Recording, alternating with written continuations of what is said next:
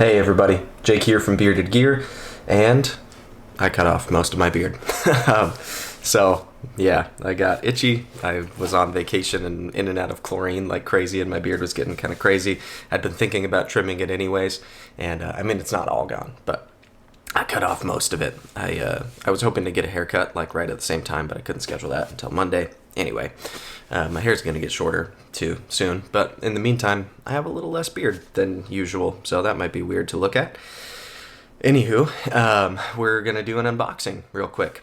I just got back from my trip to southern Utah, actually a couple of days ago. It's just been hectic since getting back.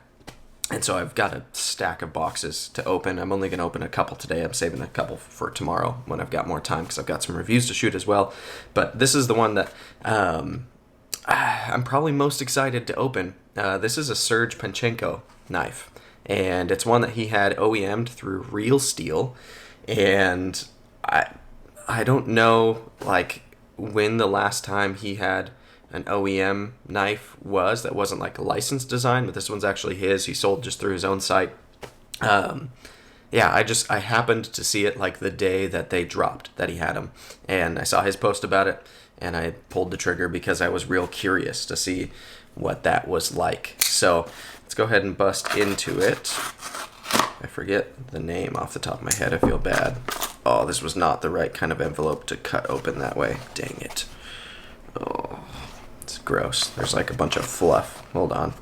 Let me see. Oh, this is better. Yeah, that's nasty. I don't know why they do that to these envelopes. Yeah, see, it's like nasty, fluffy. Ugh. Alright.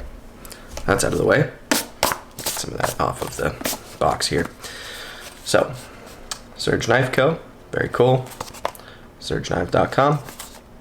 EDC. I'm assuming that means it's the EDC line. I don't think this knife was called the EDC. Maybe I'm crazy. Maybe it is. Let's bust into here and take a look. So, looks like I have to push this sleeve off of here. Yep. Okay, sleeve comes off. And then we've got one of these style boxes. Oh, that's pretty rad.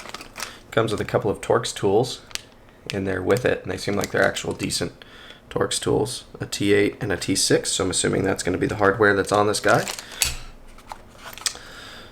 We've got a little ownership card here, caring for your knife, release of liability, warranty information, cool, and then the knife in here.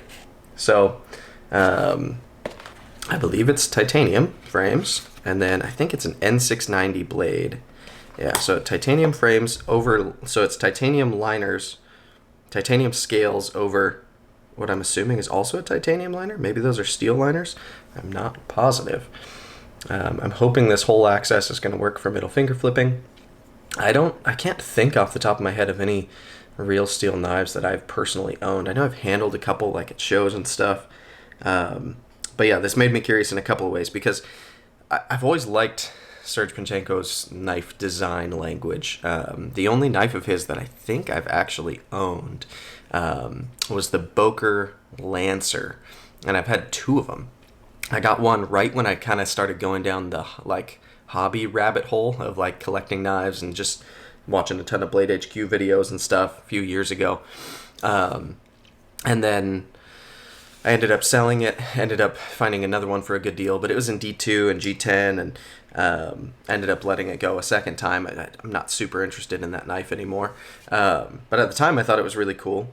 And then since then, I've seen like a number of his knives that have been cool to me. Some of them are a little outside of my preferences, but anyway, this was a way to get a Serge design that looked cool to me, and then from an OEM that I don't really have much experience with compared to most of the other Chinese OEMs. I've handled a ton of knives from Riat, a ton of knives from Wee, a ton of knives from Best Tech, a ton of knives from Kaiser, and Real Steel is just one of the ones that I haven't really handled a ton of. So let me pull up actually real quick his post on Instagram of this knife as well, so I can just tell you what I knew about it when I ordered it, because I feel like I'm forgetting a lot of things.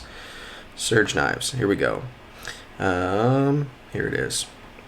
Okay, it is called the EDC, production EDCs. So steel is Bowler N690, overall length 7.5 inches, closed length 4.45, blade length 3.15, weight is 5.36 ounces. Yeah, so this is heavy. Handle thickness, I could have told you that just by handling it, but handle thickness is 0.51, so ½ inch. Handle liners are titanium with a steel lock insert. Oh yeah, look at that. Screws and standoffs, stainless steel, pivot, bearings, clip is titanium as well, and then it's made for him by Real Steel in China. So I wonder if these are steel scales over titanium liners, because where else is that weight coming from? Maybe it's just so much titanium? I don't know. I'm not sure, but it says the liners are titanium with a steel insert.